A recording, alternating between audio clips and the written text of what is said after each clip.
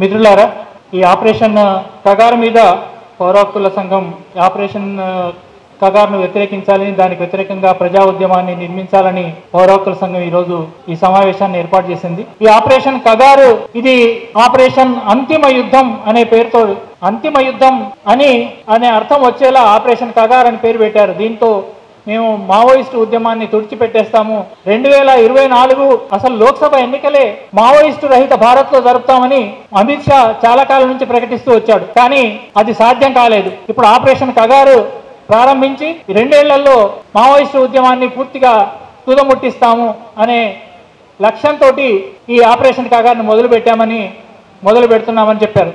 ఈ ఆపరేషన్ కగారులో కొత్తగా ఉన్నది ఏంటి? ఇంతకుముందు వక్తలు మాట్లాడుతున్నప్పుడు ఇది ముఖ్యంగా దండకారణ్యం ఛత్తీస్గఢ్ ఈ ప్రాంతంలో ముఖ్యంగా 2004 నుంచి అంటే దాదాపు 2 దశాబ్దాలుగా వరుసగా జరుగుతున్న అణచివేతలో ఒక భాగమే ఇది. 2004లో మొదలైన సల్వాజుడు అది ఆదివాసులకు వ్యతిరేకంగా తమ కళ్ళతోటే తమ వేలు పొడిపించేటట్టు ఆ రకంగా మహేంద్ర కర్మ లాంటి వాళ్ళకి కొంతమంది ట్రైబల్ ఆదివాసీకి చెందిన పెత్తందారులు అక్కడి కొంతమంది ఆదివాసులని ఆర్గనైజ్ చేసి ఉద్యమాన్ని తుడిచిపెట్టించాలని ప్రయత్నం చేసింది.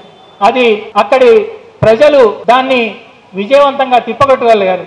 తర్వాత అది సరిపోక ఆపరేషన్ గ్రీన్ హంట్ మొదలుపెట్టారు. 2011 దాకా ఆపరేషన్ గ్రీన్ హంట్ ని కొనసాగించారు. ఆపరేషన్ గ్రీన్ హంట్ ఎంతటి దుర్మార్గాలు అత్యాచారాలు జరుపుతూ పోయిందో ఆపరేషన్ గ్రీన్ హంట్ లో భాగంగా అంతకుముందు సల్వాజుడులో ఉన్న ఈ మూకల్ని సుప్రీంకోర్టు ఆదేశంతో సల్వాజుడుని రద్దు చేయాల్సి వస్తే వాళ్ళనే డిఆర్జీగా తర్వాత బస్తర్ ఫైటర్స్ గా ఆర్గనైజ్ చేసి విచ్చలవిడిగా, అంటే వాళ్ళు ఆదివాసులే కాబట్టి వాళ్ళకు ఆదివాసీ అడవి గురించి ఆదివాసుల గురించి తెలిసిన దాన్ని ఉపయోగించుకొని సిఆర్పిఎఫ్ బిఎస్ఎఫ్ బలగాలు పెద్ద ఎత్తున కొత్త తరహాగా వాళ్ళని ట్రైనింగ్ ఇచ్చి, అంటే సిఆర్పిఎఫ్ లో కోబ్రా లాంటి బలగాలను ఏర్పాటు చేసి సశస్త్ర సీమాపల్లు బిఎస్ఎఫ్ లో ఈ జంగల్ వార్ఫేర్ స్కూల్స్ ఇట్లాంటి, అంటే ఒక చాలా పెద్ద ఎత్తున ఒక యుద్ధాన్ని ఆ రోజే ప్రారంభించారు 2004 నుంచి. అప్పుడే అంటే పాలక వర్గాలు ఆదివాసులని ఎట్లా చూస్తున్నారు అనేది చూస్తే ఆనాడు చిదంబరం ఇచ్చిన ప్రకటనను చూస్తే మనకు అర్థమవుతుంది. మీరు ఆదివాసీలని సంస్కృతిని నిలిపి ఉంచాలని మాట్లాడతారు, ఆదివాసులను మ్యూజియంలో వస్తువుల్లాగా చేయాలన్నా, అక్కడ అభివృద్ధి వద్దా అని. అంటే ఆ అభివృద్ధి పేరుతో జరుగుతున్నది ఏంటి? అక్కడ ఆదివాసీలు ఈ అభివృద్ధిలో భాగం అవుతారా? అభివృద్ధి కోరుకుంటున్నారా? ఆ ఫలితాలని ఎట్లా అవుతోంది అనేది ఏమీ పట్టించకుండా, అంటే ఎంత చులకన భావం ఆదివాసీలు అంటే అది చిదంబరం వ్యాఖ్యానంలో మనకు అర్థమవుతుంది. అంటే అట్లా ఆదివాసీలని మొత్తంగా ఛత్తీస్గఢ్ అడవుల్లో నుంచి తరలించి మైదాన ప్రాంతాల్లో శిబిరాల్లో నిలబెట్టి ఆ అడవులను తమ సొంతం చేసుకోవాలని. ఎందుకంటే అడవులంటే అక్కడ పెద్ద ఎత్తున ఖనిజ సంపద ఉంది. ఈరోజు ఆ ఖనిజ సంపదన్నింటినీ మల్టీనేషనల్ కార్పొరేషన్స్ ఇట్లా కార్పొరేట్లకు స్వాధీనం చేయాలనే ఉద్దేశంతో అవి ఆ ఆపరేషన్లను అన్నింటినీ ప్రారంభించారు. అది అట్లా ఆపరేషన్ గ్రీన్ హంట్ కూడా విజయవంతంగా అక్కడి విప్లవోద్యమము ఆదివాసీ ప్రజానీకము ఎదుర్కోగలిగారు, నిలబడగలిగారు. ఆపరేషన్ గ్రీన్ హంట్ తట్టుకొని నిలబడగలిగారు. నిజానికి ఆపరేషన్ గ్రీన్ హంట్ మీద బయట పెద్ద ఎత్తున సుప్రీం కోర్టు దగ్గర నుంచి కోర్టులో పోరాటం దగ్గర నుంచి మొదలు పెడితే, అంటే ప్రజాస్వామిక వదులు కోర్టులో చేసిన పోరాటం దగ్గర నుంచి మొదలు పెడితే బయట ప్రజల మద్దతు కూడా ఎంతో ఒక మేరకు కొనసాగింది. నిజానికి మనం సాయిబాబాని జైల్లో పెట్టడానికి ఒక ముఖ్య కారణం ఆపరేషన్ గ్రీన్ హంట్కు వ్యతిరేకంగా ఆయన చేస్తున్న ప్రచారమే. నిజానికి ఆయన మీద ఆ కేసు పెట్టి జైలుకు పెట్టకముందు ఐబీ అధికారులు ఆయన దగ్గరికి వెళ్ళి, నువ్వు గ్రీన్ హంట్ ప్రచారాన్ని మానుకో, గ్రీన్ హంట్కు వ్యతిరేకంగా ప్రచారాన్ని మానుకో, లేకపోతే నువ్వు సుదీర్ఘకాలం నీ మీద నిర్బంధాన్ని ఎదుర్కోవాల్సి వస్తుందని ముందు వార్న్ చేశారు. అయినా ఆయన ఆపలేదు. దానివల్లనే ఆయన మీద అబద్ధం కేసు పెట్టి దాదాపు 2 ఏళ్ల పాటు ఆయన జైల్లో ఉండాల్సిన పరిస్థితి వచ్చింది. ఆ ఆపరేషన్ గ్రీన్ హంట్ ఓడిపోయిన తర్వాత ఇంతకుముందు నారాయణరావు అన్నట్టు 2011 నుంచి 17 వరకు మళ్ళీ ఆపరేషన్ సమాధానం, తర్వాత 17 నుంచి ప్రహార్, ఇందులో భాగంగానే తర్వాత ఇప్పుడు కొత్తగా ఆపరేషన్ కగారు అని మొన్న అక్టోబర్ 2023లో దీని గురించి మాట్లాడిన అమిత్ షా ఇది ప్రారంభిస్తున్నామని, దానికంటే ముందు సూరజ్కుంట్ల 2022లో ఒక అందరూ దేశ డీజీపీలు, హోమ్ సెక్రటరీలు వీళ్ళందరితోటి కలిసి ఒక సూరజ్కుంట్ శిబిరాన్ని ఏర్పాటు చేశారు. హర్యానాలోని సూరజ్కుంట్లో జరిపిన ఆ సమావేశంలో ఒక వికసిత్ భారత్ నిర్మించాలి, వికసిత్ భారత్ అంటే మావోయిస్ట్ రహిత భారత్ అని, ఒక నవ భారత్ నిర్మించాలి అని ఒక నిర్ణయం తీసుకున్నారు.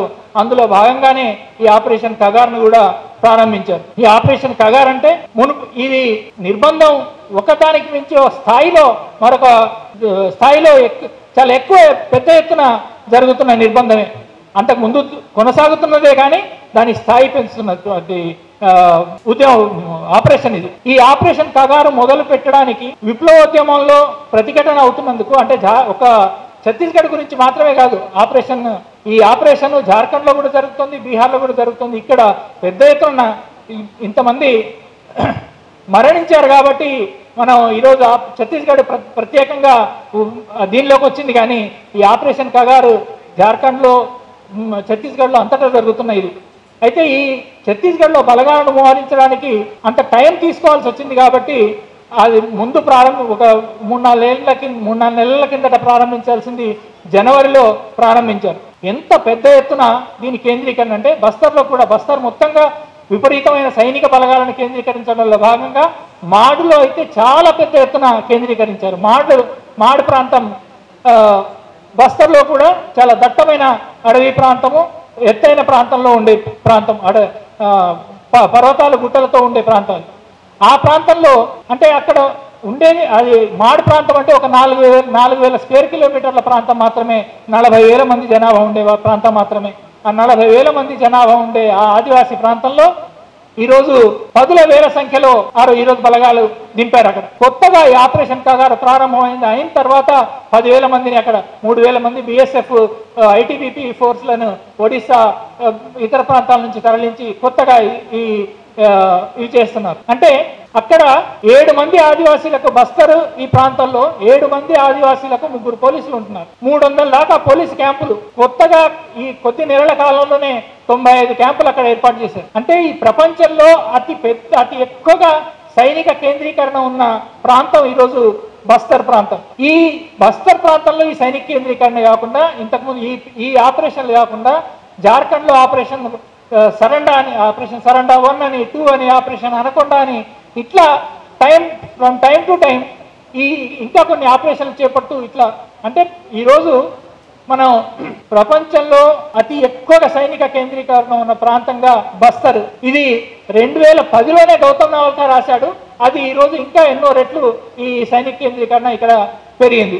అటువంటి కేంద్రీకరణను ఈనాడు అక్కడ ఆదివాసీలు ప్రతిఘటిస్తున్నారు. ఆ కేంద్రీకరణలో భాగంగానే ఎన్నో క్యాంపులు అక్కడ కొత్త క్యాంపులు వస్తున్నాయి. ఆ క్యాంపులకు వ్యతిరేకంగా కొత్త రకమైన అంటే ఆదివాసీ పోరాటాల్లో ఆ ప్రాంతంలో కొత్త రకమైన పోరాటానికి ఒక ప్రారంభమైంది.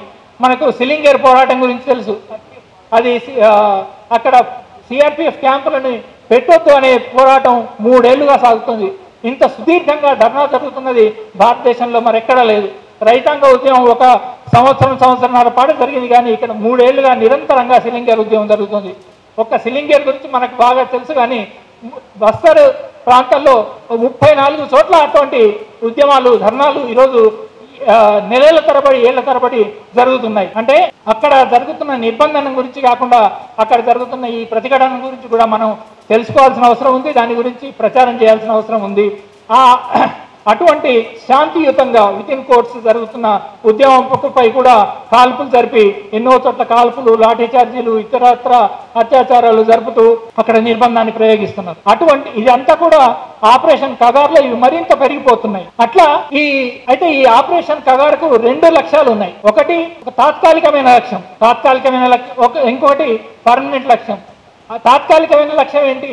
ఈ ఆదివాసీ సంపదనంతా ఆదివాసీ మావోయిస్టు ఉద్యమాన్ని, ఆదివాసీల ఉద్యమాన్ని అంటే మావోయిస్టు ఉద్యమాన్ని, ఆదివాసీల ఉద్యమాన్ని విడివిడిగా చూడని అవసరం లేదు. ఆ ప్రాంతంలో 2 కలగలిసిపోయిన ఉద్యమాలు. మీ ఇతర ప్రాంతాల్లో మావోయిస్టులు లేని చోట్ల కూడా ఎన్నో చోట్ల ఆదివాసీలకు అస్తిత్వ పోరాటాలు జరుగుతున్నాయి. అదే ఛత్తీస్గఢ్లో హస్దేవ్ అరణ్యంలో పెద్ద ఎత్తున ఈరోజు ఎన్నో నెలలుగా అక్కడ పోరాటం జరుగుతున్నాయి. హస్దేవ్ అరణ్యాన్ని 1,75,000 ఎకరాలను అక్కడ బొగ్గు గనులను అదానికి అప్పగించేందుకు అక్కడ విపరీతంగా నిర్బంధాన్ని కొనసాగిస్తూ అక్కడ కూడా 1,75,000 హెక్టార్లను అంటే దాదాపు ఒక జిల్లా అంత ప్రాంతాన్ని అడవుల్ని అది అత్యంత దట్టమైన అడవి ప్రాంతాన్ని అదానికి అప్పగించి అక్కడి బొగ్గు వెలికి తీయడానికి అంటే ఆ అడవుల్ని రోజు 100 ఎకరాలని అట్లా పెద్ద పెద్ద యంత్రాలతోటి కొట్టేస్తున్నారు. నిజానికి ఆ చెట్ల సంపద దాన్ని అంతా తీయడం అదొక పెద్ద స్కామ్.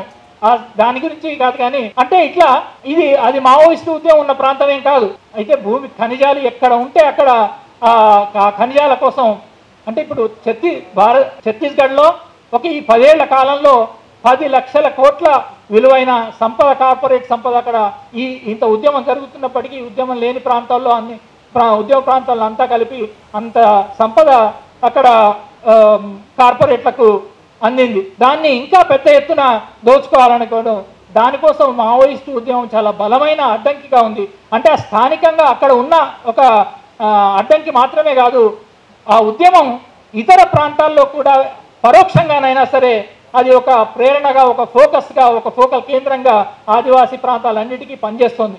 అందు గురించి కూడా ఆ ఉద్యమాన్ని సమూలంగా తుడిచిపెట్టాలని కార్పొరేట్ ప్రభుత్వం మోదీ షాల ప్రభుత్వము ఏ ప్రభుత్వం వచ్చినా సరే అది దానికోసం చేస్తూ ఉన్నారు.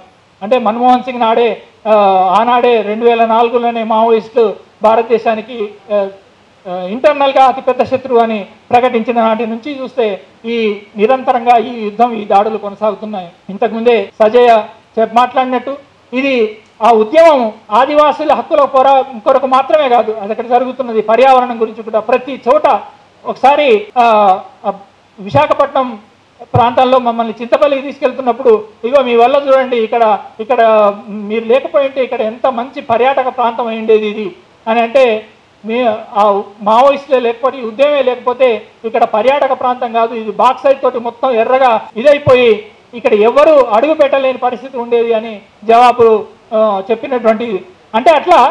అంటే అభివృద్ధి పేరుతోటి మిగతా ప్రపంచాన్ని అంటే అక్కడ మరి దేశంలో అభివృద్ధి అవసరం లేదా? మినరల్స్ అక్కడ ఉంటే అది వెలికి తీయాల్సిన అవసరం లేదా? ఈ అభివృద్ధి మిగిలిన వాళ్ళకి మొత్తం దేశ సంపద కదా అది అని చెప్తూ మిగిలిన మధ్యతరగతి ప్రజల్ని యూనివర్సిటీలో విద్యార్థుల్ని వాళ్ళని ఒక భ్రమకు లోను చేసే ఒక తప్పుడు దీనికి మరి ఆ అభివృద్ధిలో ఆదివాసీలు భాగమయ్యేది ఎట్లా? అందుకే అక్కడ తాము భాగం కాని ఆ అభివృద్ధిలో దాన్ని ప్రతిఘటిస్తున్నారు అక్కడ.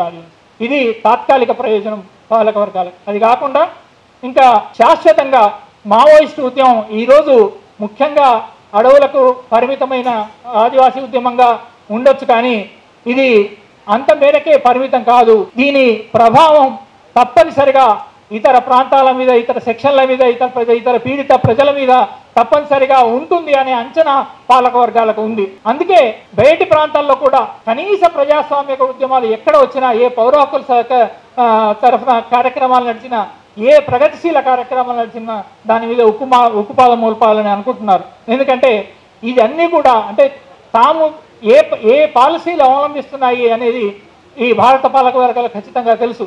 అంటే తాము అవలంబించే పాలసీలు ఈ దేశంలో నిరుద్యోగానికి కానీ, ఈ దేశంలో పేదరికానికి కానీ, ఈ దేశంలో పెరుగుతున్న అసమానత్వాన్ని కానీ తగ్గించేవి కావు, పెంచేవే. దానికి తప్పనిసరిగా ప్రతిఘటన పెరుగుతుంది, పోరాటాలు పెరుగుతాయి.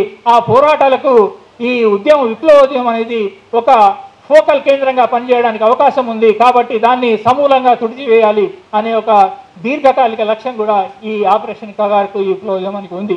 కాబట్టి ఈ పరిమిత లక్ష్యాన్ని కానీ ఇంతకుముందు మనం అంటే ఇక్కడ పర్యావరణ సమస్య ఉంది, ఇక్కడ మానవ హక్కుల సమస్య ఉంది, శాశ్వతమైన ఒక రాజకీయ సమస్య ఉంది.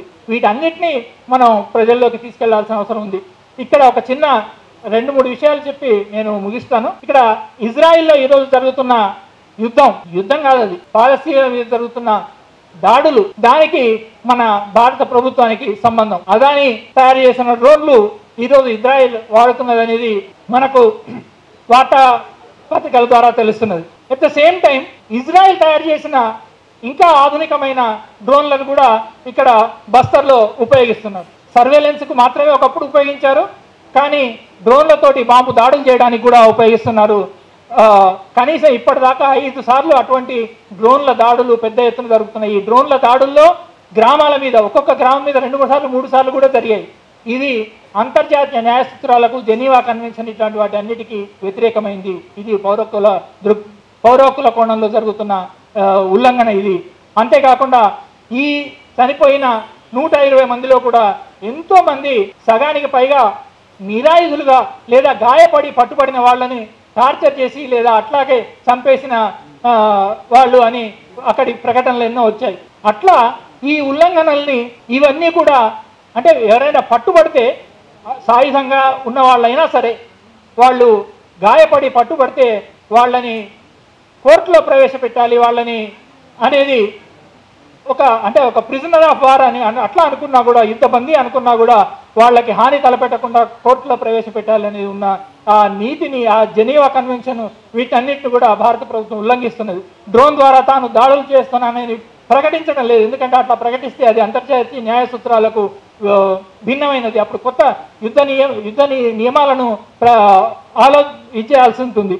అందువల్ల ఆ పౌర హక్కుల కోణాన్ని కూడా మనం ప్రజల ముందుకు తీసుకెళ్ళాలి, పర్యావరణానికి సంబంధించినవి తీసుకెళ్ళాలి, రాజకీయ దృక్పథానికి సంబంధించాలి. దాంతోపాటు అక్కడ జరుగుతున్న ప్రతిఘటనను కూడా ఈరోజు హస్దేవ్ అరణ్యం నుంచి మొదలు పెడితే బస్తర్ దాకా ఆదివాసీ ప్రజలు చేస్తున్న ప్రతిఘటనను, శాంతియుత ప్రతిఘటనలు, సాయుధ ప్రతిఘటన సంగతి ప్రచారం అందరూ చేసినా చేయకపోయినా అక్కడ వేల కొద్ది ధర్నాలు ఇతను చేస్తున్నది. ఇదన్నీ ఈ రకమైన కొత్త ప్రతిఘటనలు అన్నింటినీ కూడా దానికి పర్యావరణానికి ఉన్న సంబంధము, దానికి ఇది ఆదివాసుల యుద్ధం మాత్రమే కాదు, ఇది భారత ప్రజలందరిది. ఆ సంపద, అక్కడ ఉన్న సంపద, వెలికి తీసిన సంపదను ఈ పాలకవర్గాలు ఏం చేస్తున్నాయి? ఉదాహరణకి గాలి జనార్దన్ రెడ్డి ఏం చేశారో తెలుసు మనకు. మిలియన్ల టన్నుల ఇనుప ఖనిజాన్ని చైనాకు ఎక్స్పోర్ట్ చేశాడు. ఇక్కడ ఏమన్నా ఖనిజాలు, కర్ణాటకలో ఏమన్నా స్టీల్ ఇండస్ట్రీస్ పెట్టి ఇక్కడి దీనికి అభివృద్ధికి ఏమన్నా తోడ్పడ్డారా? లేదు. అట్లాగే ఈ ఖనిజాలన్నిటి కూడా ఇప్పుడు టెస్లా వచ్చి ఇక్కడ ఎలక్ట్రికల్ కార్లు తయారు చేయాలని భారతదేశంలో పెద్ద ఎత్తున తయారు చేయాలని చూస్తున్నాడు. దీనికోసం లిథియం ఛత్తీస్గఢ్లో ఉంది, ఆ లిథియం కాశ్మీర్లో ఉంది. 370 ఆర్టికల్ తీసేసిన తర్వాత కాశ్మీర్లోని లిథియంని తీసుకోవడం టెస్లా దీనికి చాలా సులభతరం అవుతుంది. అందుకోసం టెస్లా ఇప్పుడు ఎలక్ట్రికల్ కార్ల కోసం భారతదేశంతో ఒప్పందాల కోసం వస్తున్నాడు. అంటే ఈ సంపదని ఆదివాసులని ఏం చేసిన ఆ సంపదని భారత ప్రజలకు కూడా వినియోగించడం లేదు, భారత కార్పొరేట్ల కోసం అది ఉపయోగిస్తున్నారు. ఇది కూడా మనం అంటే ఈ అభివృద్ధి పేరు మీద జరుగుతున్నది భారత ప్రజల కోసం కాదు, కార్పొరేట్ల లాభాల కోసం అనేది కూడా మన ప్రజలకు తీసుకెళ్ళాలి. ఇది ఈరోజు జరుగుతున్న ఈ ఆపరేషన్ కాగారు పేరుతో జరుగుతున్న యుద్ధం ఆదివాసీల పైన మాత్రమే కాదు, ఇది భారత ప్రజానీకపు అందరి ప్రయోజనాల గురించి జరుగుతున్న యుద్ధము జరుగుతున్న యుద్ధం అనేది కూడా మనం తీసుకుపోగలగాలి అని. అయితే ఒక్కటి మనం కొన్నిసార్లు ఈ దాడులతోటి వీటితోటి ఇంత అంటే మాడులో చొచ్చుకుపోగలిగారా అనే రకమైన అంటే విప్లవోద్యమిక ఆఖరి లాస్ట్ బాస్టియన్ అనే రకమైన ప్రచారం. కానీ అది కాదు. అంటే మాడు ప్రాంతాన్ని ఎప్పుడు విప్లవోద్యమం విముక్తి ప్రాంతం అనో, ఇక్కడికి ప్రభుత్వం అడుగు పెట్టలేదనో విప్లవోద్యమం ఎన్నడూ ప్రకటించలేదు. అది పత్రికలు చేసే ప్రచారం. అది చాలా సుదూర ప్రాంతము, నిజంగా అక్కడ బలం ఉన్న ఉన్న ప్రాంతము, ప్రతిఘటన ఉన్న ప్రాంతమే. కానీ అంటే ఒక రకంగా అట్లా చెప్పి ప్రజల్ని ఇంకొంచెం డిమోరలైజ్ చేయడం కోసం చేసే ప్రచారం. అటువంటి ప్రచారానికి దీని జరుగుతున్న దాన్ని తప్పనిసరిగా ఇచ్చేయాలి. కానీ అటువంటి డిమోరలైజ్ చేసే ప్రచారాన్ని నమ్మాల్సిన అవసరం కూడా లేదు. ఆ ప్రతిఘటనను కూడా మనం పరిగణలోకి తీసుకున్నప్పుడే మనం ప్రజలకు ఒక విశ్వాసాన్ని అందించగలుగుతాం. అది కూడా మనం దృష్టిలో పెట్టుకోవాలి. ఇంకా ఎట్లయితే ఒక్కొక్కసారి మనకు అనిపిస్తూ ఉంటుంది ఎక్కడ కదలికలు లేవే అని. కానీ ఈ సందర్భంలో మనం మొన్నటిదాకా పాలస్తీనా గురించి ప్రపంచంలో ఎక్కడా కదలడం లేదనుకుంటే అదే అమెరికాలో యూనివర్సిటీల్లో వేలాది 10,000 మంది ప్రతి యూనివర్సిటీలో ఎట్లా కదులుతున్నారు, ఈ యూరోప్ దేశాలన్నిట్లలో ఎట్లాగైతే లక్షలాది మందిగా కదులుతున్నారో అది కదలడానికి మనం తయారీ మాత్రం మనం చేస్తూనే ఉండాలి. అదంటే స్పాంటేనియస్గా కదులుతుండొచ్చు ఒక్కోసారి, దానికి మాత్రం మనం దానికోసం తయారీలు మనం నిరంతరం చెబుతూ ఉన్నప్పుడు ఆ కదలికలు. ఇంకొకటి దీనికి విప్లవోద్యమ ఆపరేషన్ కగారుకు వ్యతిరేకంగా సంఘీభావ ఉద్యమం నిర్మించడం అంటే మనం దానికి వ్యతిరేకంగా మాట్లాడడం మాత్రమే కాదు, ఇక్కడ ప్రజా పోరాటాలు నిర్మించగలిగినప్పుడు అది నిజమైన సంఘీభావం అవుతుంది. అది వివిధ రకాల రైతాంగ ఉద్యమం కానీ, కార్మిక ఉద్యమం కానీ, విద్యార్థి ఉద్యమం కానీ, ఉపాధ్యాయుల ఉద్యమం కానీ, ఇతర ఉద్యమాలు నిర్మించినప్పుడు అది కూడా నిజమైన సంఘీభావంగా అక్కడికి నిలుస్తుందని చెబుతూ తప్పనిసరిగా అటువంటి దీని ద్వారా ఆపరేషన్ కగారును ఓడిద్దామని ఓడించగలుగుతాము అనే దృఢ విశ్వాసంతో సెలవు తీసుకుంటాం.